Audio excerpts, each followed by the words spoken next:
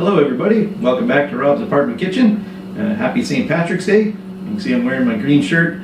Today just going to whip together a little Irish stew, a little bit of tradition for St. Patrick's Day. And so I've already kind of got everything going. All my prep is done. Have some stewing beef here. I've seasoned it and tossed it in a little bit of flour. And we're going to just do this all right here in the pressure cooker.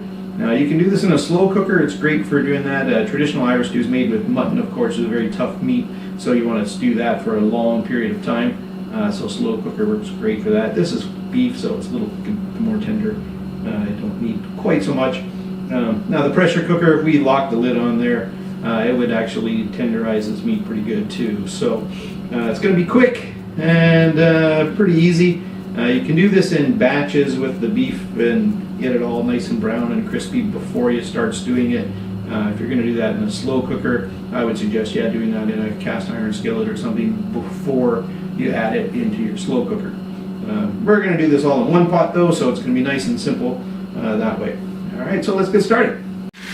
Okay, so we've added our beef into the pot with some hot oil, and we're just going to get this all browned up before we add anything else. Like I said, you can do this in smaller batches, but we're just going to do it all at once. All the leftover flour I had on the plate, I just scraped right in the top there, as you can see. And once it starts to brown up a little bit on the bottom, we're going to stir this around. And we'll do that every 5 minutes or so for about half an hour until it's all cooked up. Okay, so most of the meat has had a chance to at least see the surface at some point. So I'm just going to add a bit of Worcestershire and some onion, celery, and carrots. Okay, so we've added the onion, celery, and carrots, giving that a good stir. Now you'll probably find that a lot of the flour in that is actually stuck to the bottom of the pot. Don't worry about that. We'll get that off later when we deglaze it, and that'll just serve to help thicken the stew a bit. Alright, I put the lid on and let the onions sweat down a little bit. Now I'm just going to add a bit of garlic. Now I used about 4 cloves of garlic. You can suit that to your taste. So with the garlic stirred in now, just going to add a half a pint of this dark Irish beer. And so be sure that you properly dispose of the other half pint. So I'm just going to use my long wooden spoon to scrape as much of the stuff off the bottom as I can. So to this I'm now going to add a can of diced tomatoes. And I get the kind with the herbs and spices already in it, so we don't have to season this stew very much.